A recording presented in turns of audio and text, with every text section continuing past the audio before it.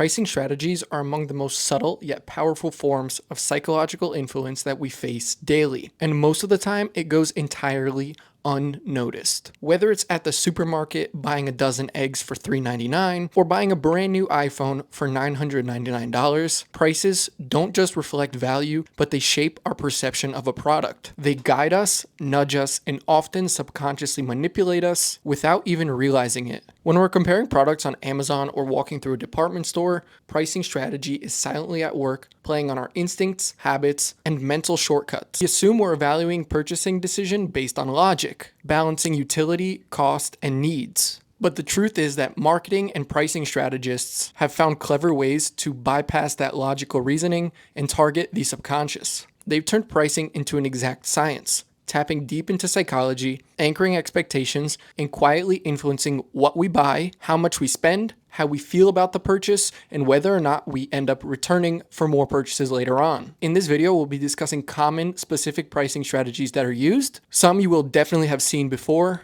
and we'll also understand what makes us so vulnerable to these invisible cues. One of the most common and effective pricing strategies you'll see everywhere is something called charm pricing. It's something you definitely have tons of experience with. It's the common practice of ending prices with 0.99 or 0.95. With these products, what actually matters is the number in front of the decimal. By shaving off a few cents off of the cost of the product, brands make it seem like it's a completely different price bracket. Imagine you have an item that's $99.99 versus $100. If you're like me and you grew up in the early 2000s, $100 was a ton of money. On the other hand, $99.99 subconsciously signals, oh, this is $90, no big deal. Even though it's literally a 1 cent change, that small little detail signals a good deal and a price drop. This tactic works really well when prices are set just under a major milestone, such as $9.99, $99.99, or $999. The thing is that big round numbers trigger a psychological barrier in the brain. So when a price dips just below, our brain anchors to the lower number. It's extremely subtle and very, very powerful. And it's also absolutely everywhere, from restaurants to supermarkets to high-end tech. When you see it, you can't unsee it. One man often credited with helping bring this pricing concept into retail is John Wanamaker. He was an early American merchant and founder of one of the biggest first department stores in Philadelphia in the late 1800s. He was known for pioneering modern retail strategies, introducing fixed pricing and customer-centric sales tactics at a time when haggling was still the norm. But not all pricing strategies are around saving money or making you feel like you're getting a better deal. Some are designed to make you want to pay more money. Despite most of us thinking we're drawn to the best deal possible, the truth is that we're typically drawn to the exact opposite. Think brands like Apple, Lululemon, Rolex, and Canada Goose. In these cases, we're not necessarily buying for the value of the product, but rather the status that comes with it. Apple is a textbook example. Let's be totally honest, Apple products rarely have the best specs on paper. And when it comes to hardware and innovation, they're often behind their competitors. Despite that, they move millions of iPhones, Macs, iPads, and headphones every single year. Because Apple isn't just selling you a piece of tech, they're selling a lifestyle and an image. Apple's image is one of minimalism, prestige, and affluence. You can understand this just by taking a look at how their stores are laid out. When someone buys an iPhone, it serves as a message from Apple, inviting the user into their world and exclusive club. The perceived exclusivity is what drives demand, not the actual quality of the product itself. Organic supermarkets such as Whole Foods often cost twice as much as Trader Joe's. Is an orange or banana from Whole Foods more nutritious than an orange or banana from Trader Joe's? I highly doubt it. But with luxury pricing, it's not about what you're getting for your dollar, it's about what it says about you. This is probably why you wouldn't find a Whole Foods in a lower income neighborhood. It's about paying for perception and not necessarily the product itself. Here's where it gets even weirder. Pricing psychology doesn't stop at the actual number itself, but also how we read and hear it. A lot of companies will display their prices using smaller fonts. This is something you'll see especially in retail. Studies have shown that prices displayed in smaller fonts often make it feel that the product is up to 18% cheaper than the exact same price called out with a bigger font.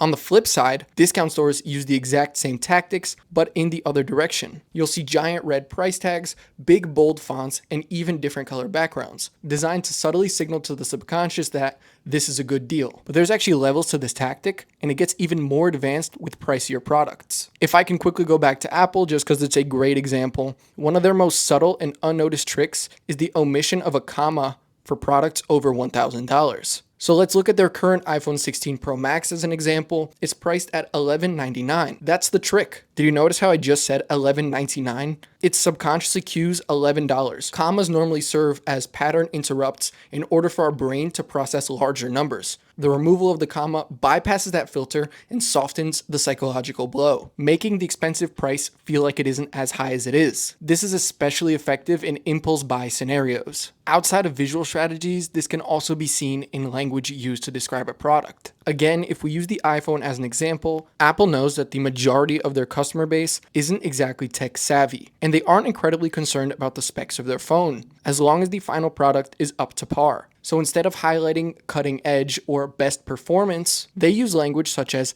compact, lightweight, and efficient, ideas that 99% of people can immediately translate and understand. Another clever pricing tactic you'll see is in subscription pricing and payment plans. This is when they break down a big number into smaller, more digestible chunks. A Spotify plan costs $180 per year, but it's advertised as $14.99 per month, making it feel way more digestible. People are also way less likely to cancel a small monthly plan than they are to consider a large price annual renewal, despite the long-term cost being the same or higher. The set it and forget it tactic keeps the revenue rolling in without a second thought from the consumer. I've literally been paying for Spotify every single month since 2012. The next tactic is using precise numbers. This is one of my favorite ones that you probably haven't ever even heard of. This tactic works incredibly well for very expensive items such as cars and houses. Let's say a house is for sale. Instead of listing it for $400,000, clever salesmen might choose to list it at $417,261. A study which looked at 27,000 real estate transactions found that buyers were willing to pay more when the prices were oddly specific, because we naturally assume that rounded numbers are an estimation or guesswork, and precise numbers came from a hard calculation. A price like $417,261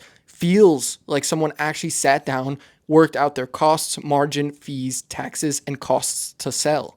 And that makes a big difference. People trust it more and negotiate less. The lesson here is that precision subconsciously cues honesty. So if you're selling something super expensive, don't be afraid to get weird about the price. But sometimes it's not about getting specific. It's about splitting the cost into a way that makes it look cheaper. One trick that you've definitely seen before, especially when shopping online, is called partitioned pricing. Instead of showing something as $59 with free shipping, sellers list it as $49 plus $9.99 shipping. This works by anchoring the customer to a base price of the product, which is lower than the final amount that they're going to actually pay. Even though the final price is the exact same, the $49 price tag feels cheaper upfront, and that's what sticks in the mind. A study using eBay auctions tested this exact theory with music CDs. Some listings had lower starting bids plus shipping, and others had higher bids with free shipping. The result was that the lower base price listings got more bids and actually made more money overall. People focus on the first number they see, not the final number of the sale. Pricing psychology is a strategic tool shaped by the context in which it is applied. Any one or a combination of these tactics are used by businesses depending on their product or service, affecting its perceived value in the eye of the buyer. Whenever you're shopping for anything, it's highly likely that one of these tactics is in use. Keep this video in mind, and next time you look at a price, this will be extremely obvious to you. Thanks for watching Heavy Signal. My name is Nick. If you want to watch more business-related content like this in the future, definitely consider subscribing. I'll see you in the next video.